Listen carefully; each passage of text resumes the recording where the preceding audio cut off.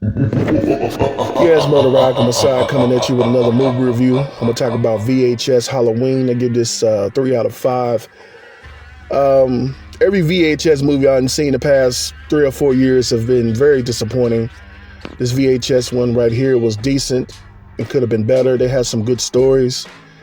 They had one story where there was a serial killer on the loose, and it turned out to be a black dude unaliving some of these white teenagers in this town and these white kids. It was some type of like a little kid print program, I guess, where they was filming the kids and give them some type of tag or something if they come up missing or something. And it was a black dude that was a serial killer. That kind of pissed me off a little bit. But he ended up framing the guy who owned the place, making it seem like he was a serial killer, but it was a black dude all along in this small town, full of white kids. So that kind of pissed me off a little bit. I ain't too much care for that. Trying to make the black dude a serial killer. I think it was called Kid Print or something like that, the short story. Then they had two stories that kind of, reminded me of each other because they had two different sets of adults trying to go Halloween trick-or-treating. And that kind of set each other off a little bit because the dialogue in both of the stories was like, aren't you too old to be trick-or-treating? These are grown-ass people. The first story did the same thing. Then there was another story that involved, it's like both of these houses. The first story was like a house that a witch was supposed to be in. I don't know why that house was there. I don't know why they didn't tear that house down. It was a cheerleader. It was a female dressed like a cheerleader that came up missing in the first story, like some type of witch mama or something like that. And these two grown women were going out trick-or-treating. They were grown folks. They were like in college or something. Then there was another one where these grown-ass people, like in their 30s or something, one couple was finna get married. And then the one couple that was finna get married, the woman didn't want to get married to the dude, so she ended up letting the guy end up getting unalived. In the story, she ended up getting away. Then she ended up getting killed by some candy type of demon. But the story I'm talking about with the candy type of demon was they had a house. They got these houses in these neighborhoods and don't nobody expect nothing. Like, are you serious right now?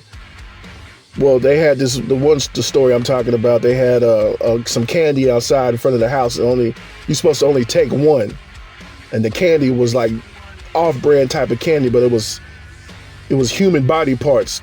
They put like some caramel and chocolate over human body parts, and if you take more than one, the bucket come out of nowhere and suck you into this dimension where these candy folks is running around unaliving people.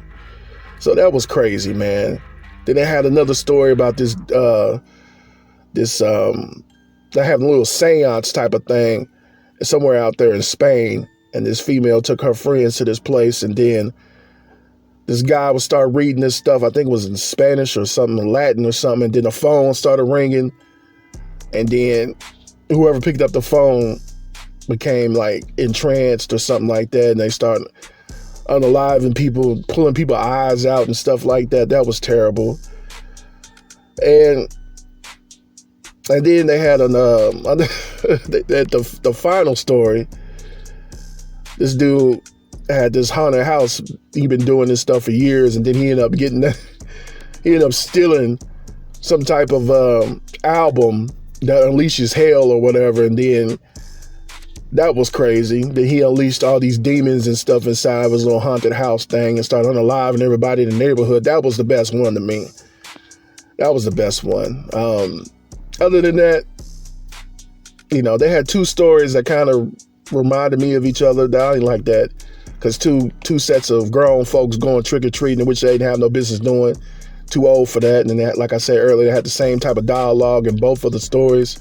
Talking about, aren't you too old to be trick-or-treating? And both of the stories, I ain't too much care for that.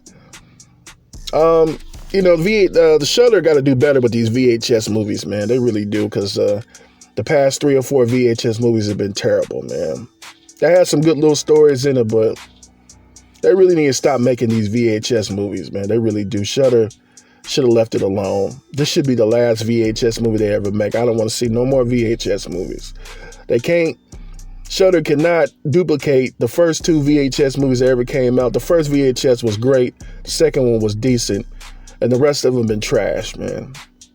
Have been trash. So they really need to stop making these VHS movies. I mean, I said that the last time I watched a VHS movie and did a review on it. They need to stop making these movies. But it's been Motor Radical Messiah. I'm a holler.